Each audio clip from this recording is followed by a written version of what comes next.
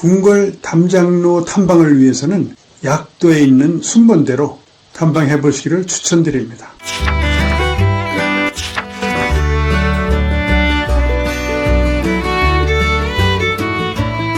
고참잡담 제35회에서는 창경궁과 종묘를 연결하는 복원길의 역사적 사실과 복원의 의의에 대한 이야기를 나누어 보겠습니다.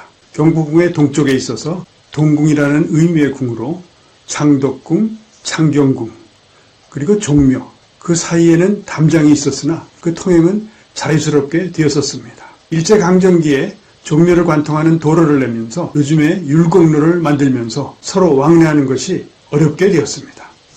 이를 복원하는 사업에서 율곡로를 터널로 만들고 그 위에 나무, 잔디 등으로 조경을 하고 폭 3m, 길이 340m의 궁궐 담장로를 만들었습니다. 또 종묘를 지키는 약 800m의 술락길, 즉 소술락길, 동술락길도 잘 정비하였습니다. 창덕궁, 창경궁, 종묘를 비롯해서 양 술락길 주변에도 많은 문화적 가치를 가지고 있는 유적지가 있습니다. 이들을 각각 방문해 보시기 바랍니다. 궁궐 담장로 탐방을 위해서는 약도에 있는 순번대로 탐방해 보시기를 추천드립니다.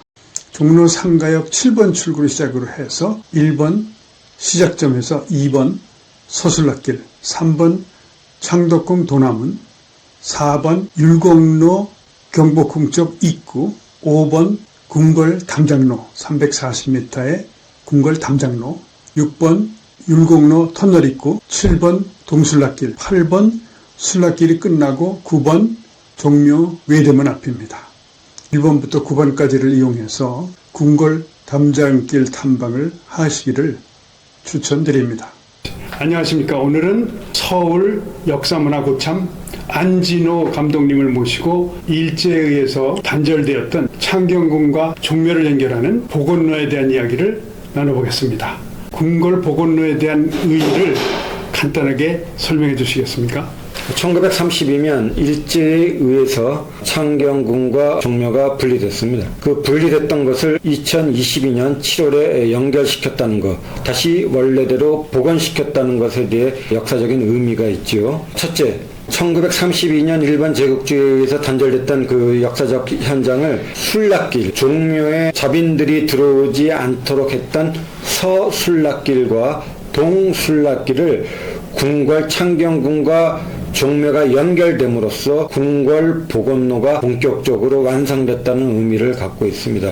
그것은 어찌 보면 우리나라 조선에 대한 역사적 상징성을 띠고 있고요. 종로 3가역 7번 출구에서부터 가볍게 한 바퀴 돌므로써 궁궐 복원로가 완성됩니다. 술락길과 복원로가 완성되는 의미를 갖고 있고, 궁궐을 복원시켰던 그 자리에는 한반도에서 생성됐던 풀, 나무들을 갖다가 거기에 식재를 함으로써 역사적 의미를 더 강화시킨 측면이 있습니다.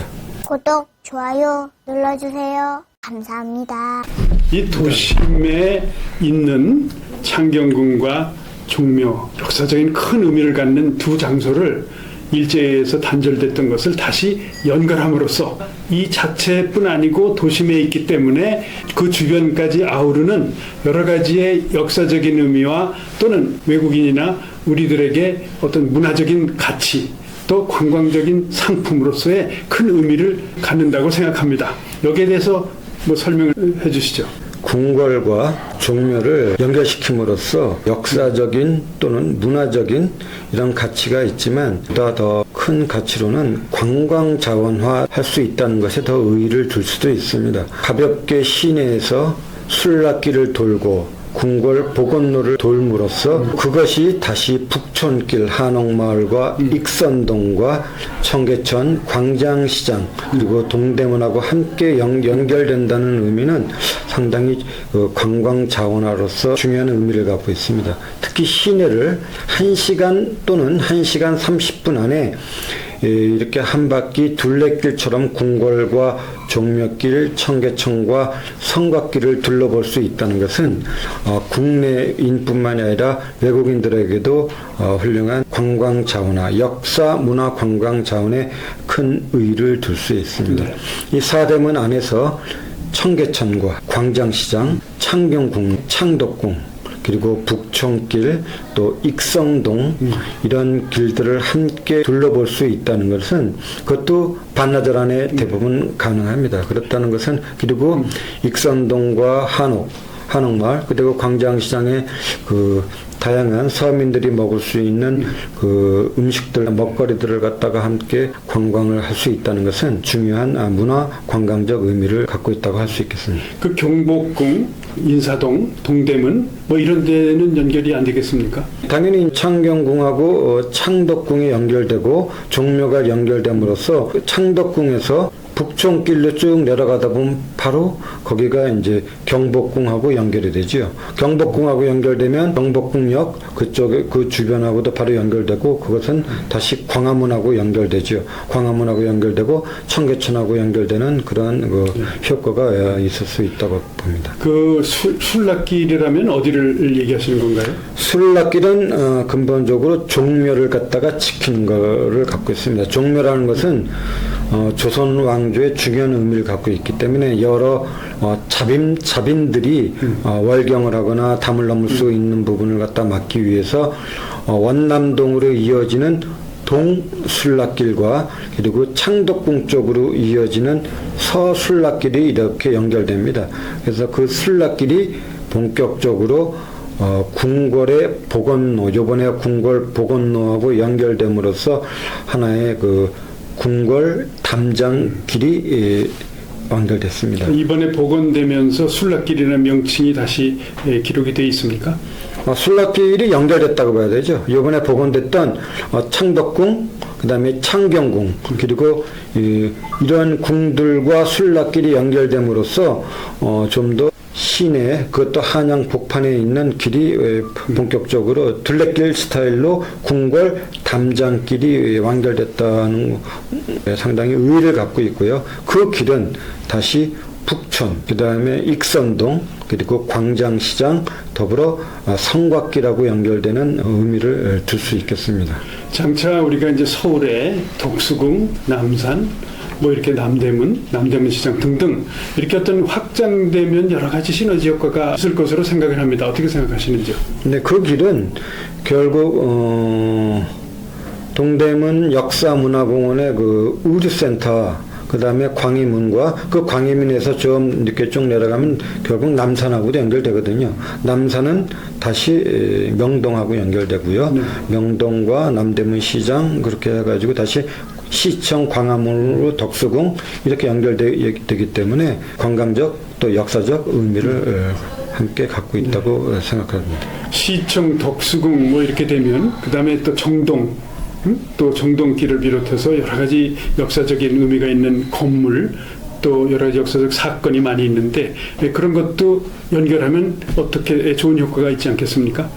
한양 도성의 사대문 안에는 많은 왕들, 영웅들 또는 역적들, 장군들의 희로애락이 담겨져 있기 때문에 많은 스토리를 갖고 있습니다. 그렇기 때문에 우리 국내 관광에서도 많은 그 즐거움을 선사할 수 있고요. 그리고 또 시장과 다 연결이 되어 있죠. 스토리와 더불어 먹을거리, 그 다음에 볼거리, 뭐 이런 것들이 산재해 있죠. 오히려 강남 이런 문화보다는 또 이렇게 강북의 아기자기한 그 어떤 노포길이나 또 스토리가 다양한 이 강북의 도성이 또 더 많은 매력이 있을 수도 있다고 봅니다. 네. 마지막으로 그 요번에 복원된 창경궁과 종묘를 비롯해서 앞으로 이런 것을 발전시키는 데 대한 어떤 조언과 생각이 있으시면 알려주시기 바랍니다. 결국은 연계성이죠. 이 사대문 안에 있는 한양 도성의 장점이라는 것은 그 많은 역사적인 의미의 유적과 그 다음에 먹거리와 볼거리 등이 반나절 안에 모든 것을 해결할 수 있다는 장점을 갖고 있습니다. 그렇기 때문에 많은 시간을 갖다가 벌려서 멀리 갈 필요도 없이 이 사대문 안에 한양 도성을 봄으로써 외국인과 또 우리 국내 관광으로서 이 반나절 안에 해결할 수 있다는 것은 매우 중요한 자원이 될 수 있다고 봅니다. 네. 오늘 서울 역사문화 안진호 감독님을 모시고 창경궁과 종묘를 이은 궁궐 복원길에 대해서 이야기를 나누어 보았습니다. 시청해 주셔서 감사합니다. 감사합니다. 감사합니다.